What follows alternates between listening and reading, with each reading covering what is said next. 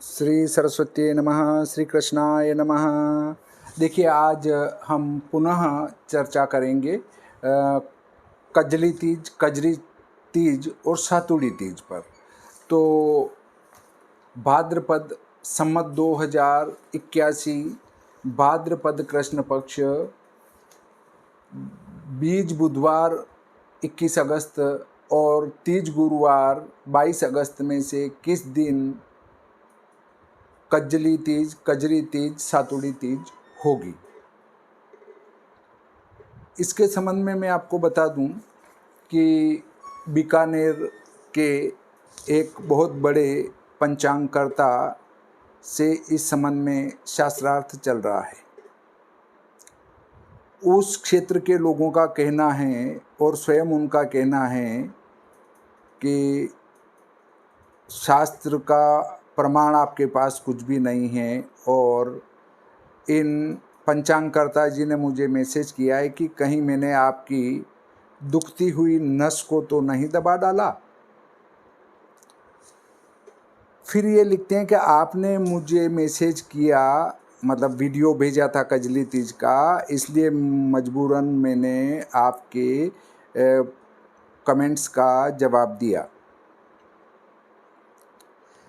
उक्त संबंध में मैं आपको बता दूं कि इन महाशय जी ने पूर्व में आदरणीय पंडित साहब ने बताया था कि मैं एक पंचांगकर्ता हूं, तो मैंने इनको पंचांगकर्ता की लिस्ट में शामिल करके ब्रॉडकास्ट में भी जोड़ा, और हमारा एक पंचांगकर्ता का ग्रुप है जिसमें विभिन्न प्रकार के शास्त्रार्थ किए जाते हैं। किसी व्रत पर्व को लेके कोई समस्या है तो उसमें शास्त्रार्थ करते हैं।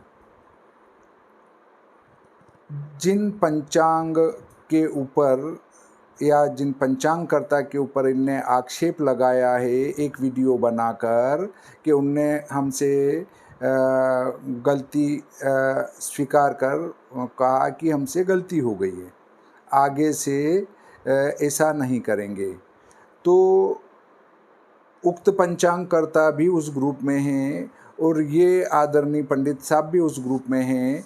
तो इनको चाहिए था कि पहले उस ग्रुप में ही इस व्रत पर चर्चा करवा ली जाती तो अत्युत्तम होता।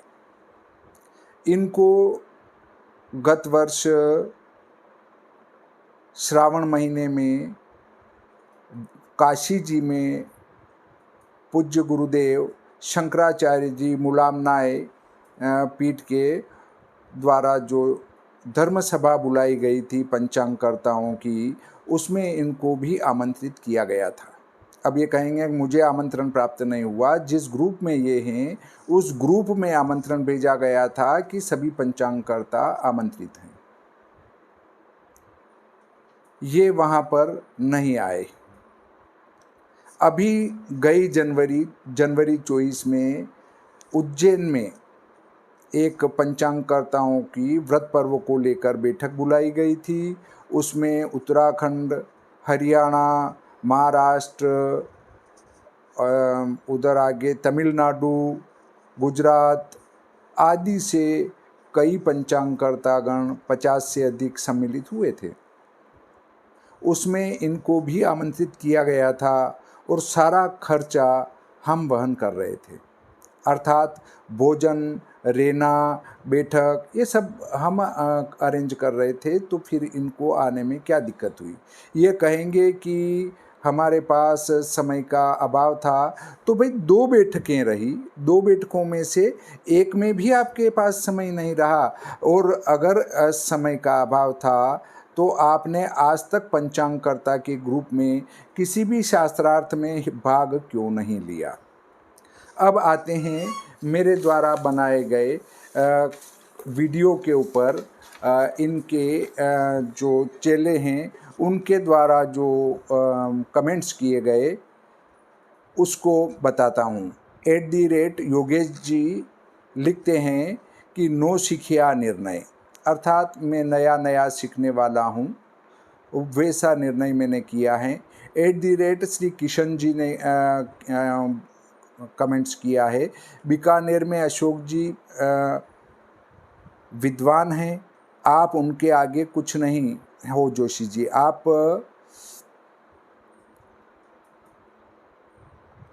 श्लोक बोल के बताओ, नहीं तो हमारे बच्चे बोलते हैं श्लोक। मतलब इनने मेरे से श्लोक पूछा है कि आप श्लोक बोल के बताओ। तो आदरणीय किशन साहब, मुझे श्लोक कहाँ आता है? आप जैसे विद्वान और आपके बच्चे भी विद्वान हैं, तो आप आपके विद्वान जी से कहिए कि 6 प्रकार का सूर्योदय होता है, उसमें से किसी भी प्रकार का सूर्योदय मैं निकलवाऊंगा। आपके आदरणीय अशोक जी ओझा साहब सादर आमंत्रित हैं।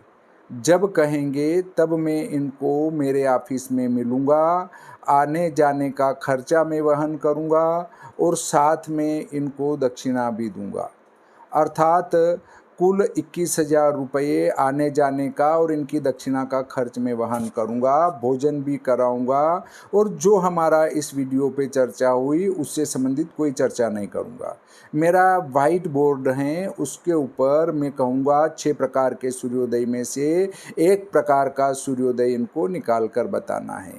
क्या आप तैयार हैं तो मुझे कमेंट बॉक्स में जवाब दीजिए। एक @ओझा जी CB9 4B ये ने कमेंट्स किया। ये बात तो हमारे समझ आ गई कि बीकानेर के विद्वान ने आपका मुंह प्रमाण के साथ बंद कर दिया। बिल्कुल हमारा मुंह तो बंद हो गया, अब हम बोल ही कहाँ रहे हैं। आपको जो आवाज़ सुनाई दे रही है वो दूसरी सुनाई दे रही है। हमें आपके सारे प्रश्नों का समाधान अंत में करूँगा। @MOTIVAL 162 ने कमेंट्स किया है, विद्वत्ता की मूर्ति अशोक जी का हमने एक बार यज्ञ में धारा प्रवाह शास्त्रार्थ देखा था।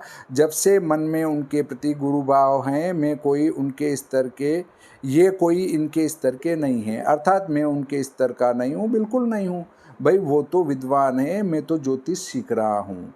परंतु 6 प्रकार के सूर्योदय में से एक सूर्योदय वो निकाल के बता देंगे, मान जाऊँगा।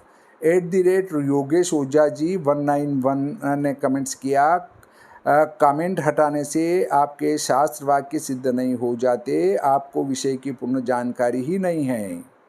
उन्होंने लिखा कि आपको विषय की जानकारी नहीं। बिल्कुल मैं तो सीख रहा हूँ, परंतु आप ये देखिए कि आपने जो हमारे उस पे कमेंट्स किए हैं, कहाँ पर वीडियो में, वो सारे कमेंट्स यथावत हैं, एक भी मेरे द्वारा नहीं हटाया गया।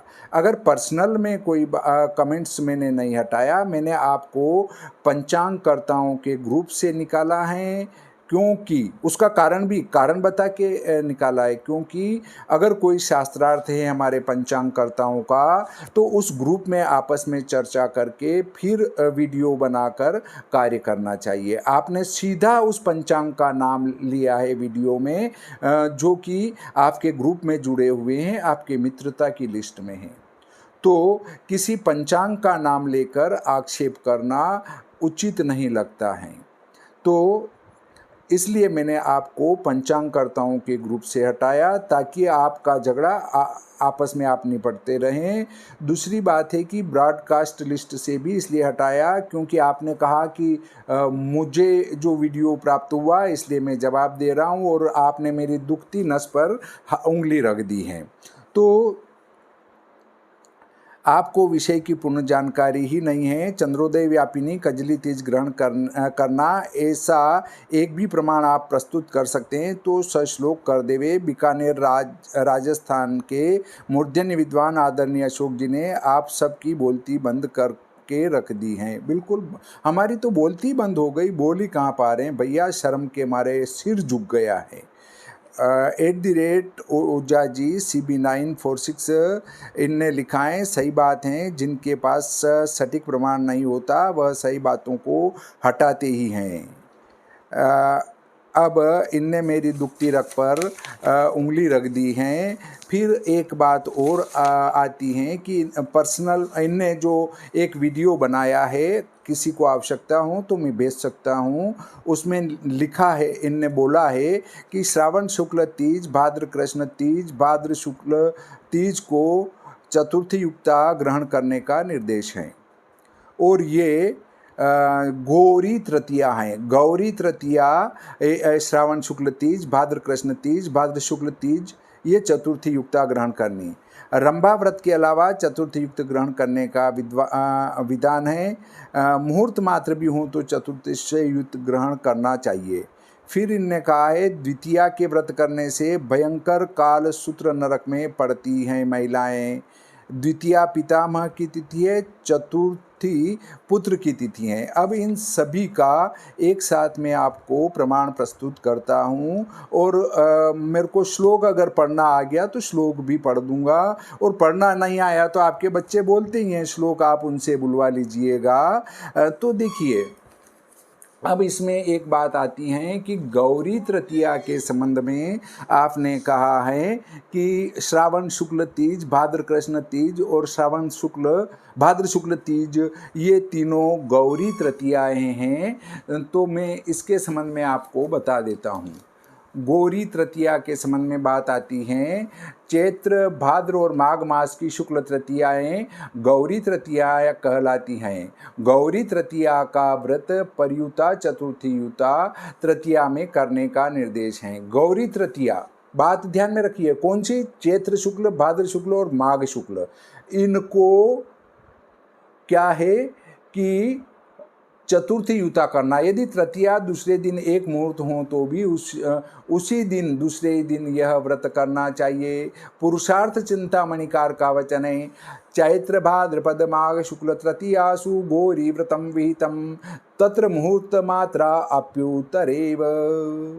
ये पुरुषार्थ चिंतामणि में कहा है। चैत्र शुक्ल, भाद्र शुक्ल और माघ शुक्ल की तृतीया गौरी व्रत हैं, और ये मुहूर्त मात्र हों तो उसको भी ग्रहण करना। परंतु यहाँ हम भाद्र कृष्ण की तृतीया की चर्चा कर रहे हैं, भाद्र शुक्ल तृतीया की चर्चा नहीं कर रहे हैं। अब काल माधवकार ने भी लिखा है, मुहूर्त मात्र सत्वे अपि दीने गौरी व्रतम परे शुद्धाधिकायामप्येवं गणयोग प्रशंसनात्। देखिए, उन्होंने लिखा है, धर्म सिंदूर का तो मत है कि यदि दूसरे दिन तृतीया यत्किंचित काल घड़ी से भी कम काल के लिए क्यों न हो, तब भी दूसरे दिन गौरी व्रत करना चाहिए। ये गौरी व्रत नहीं है। गौरी व्रत चैत्र शुक्ल, भाद्र शुक्ल और माघ शुक्ल का होता है, ये स्पष्ट शास्त्र में निर्देश हैं। अब बात करते हैं व्रत दिन निर्णय, जिसमें युग्म वाक्य का भी विधान होता है। युग्मानि युग्भूतानां षण्मुन्यो वसुरन्द्रयोः रुद्रेण द्वादशी युक्ता चतुर्दश्या च पूर्णिमा प्रतिपद्यप्यमावस्या तिथ्योर्युग्मं महाफलम् एतद्व्यस्तं महाघोरमन्ति पुण्यं पुरा कृतम्। इसका अर्थ तो आप समझ ही गए होंगे, क्योंकि आपके बच्चे भी जब संस्कृत के श्लोक बोल लेते हैं तो आपके लिए इसको समझना कठिन नहीं है। आप इस पर विचार करें। अब आता है कि काल माधवकार ने और क्या कहा है कि कितनी तिथि होनी चाहिए तो ही वो विद्या होगी, या होगी उदय पूर्व, या तिथ्या विद्यते त्रिमुहूर्तके सायं तु तरया तद्वन्यूनया न तु विद्यते वेद्यापि त्रिमुहूर्तेव न न्यूनां वेदमर्हति। पुरुषार्थ चिंतामणिकार का भी इसी पक्ष में है। मुहूर्त त्रया न्यूनाया वेदकत्वं वेद्यत्वं न च नास्ति। अब देखिए, आपने धर्म सिंधु में तो इस बात को नहीं लिखा गया है, निर्णय सिंधु कार ने इस बात को लिखा है कज्जली तृतीया के संबंध में। तो कज्जली तृतीया के संबंध में हम ये बता दें कि निर्णय सिंधु कार ने जब अपने यहाँ लिखा है तो उनने क्या लिखा है, इस बात पर हम चर्चा करते हैं। निर्णय सिंधुकार ने लिखा कि भादोबदी तीज को कजली कथन करते हैं, वह परली लेनी, यह वचन हरितालिका प्रकरण में कहेंगे।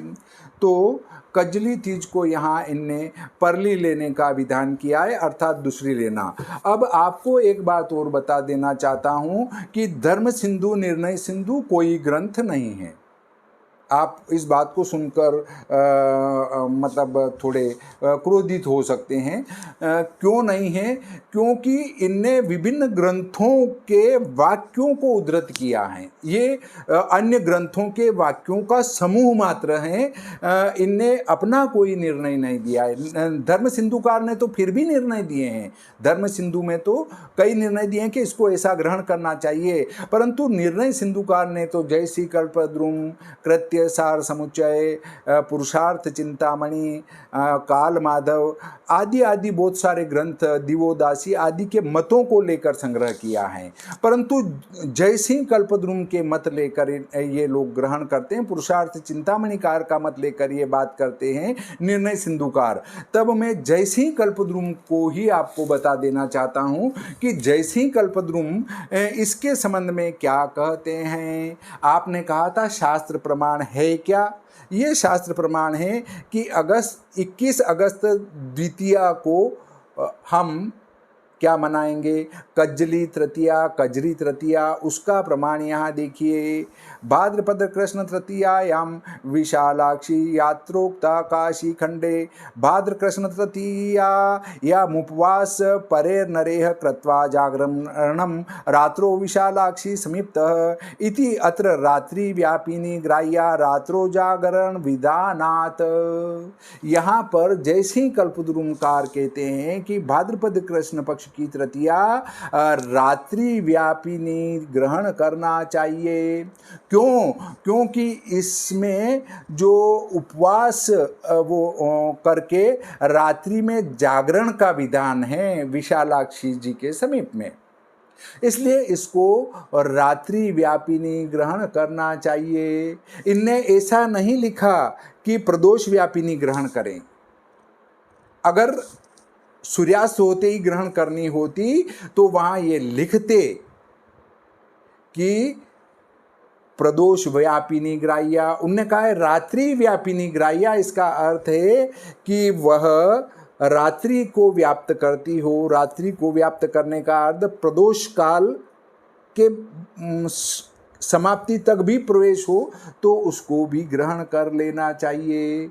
रात्रु व्याप्ता। और एक अर्थ और लगा सकते हैं कि सूर्यास्त से ही हमारी रात्रि प्रारंभ होती है, तो सूर्यास्त से चलने वाली तिथि को भी ग्रहण कर लेना चाहिए। तो वहाँ पर हमारी दो बातें एक साथ सिद्ध होती हैं। हमारे माहेश्वरी समाज, अग्रवाल समाज और कुछ अन्य समाज वाले जो गौरी तृतीया, ये गौरी तृतीया नहीं, कज्जली, कजरी और सातुड़ी तीज का व्रत करके रात्रि में चंद्र दर्शन करती हैं, वो इसी जयसिंह कल्पद्रुम के निर्देश से वे चंद्र दर्शन करके भोजन करती हैं। ये प्रमाण जयसिंह कल्पद्रुम में बताया गया है।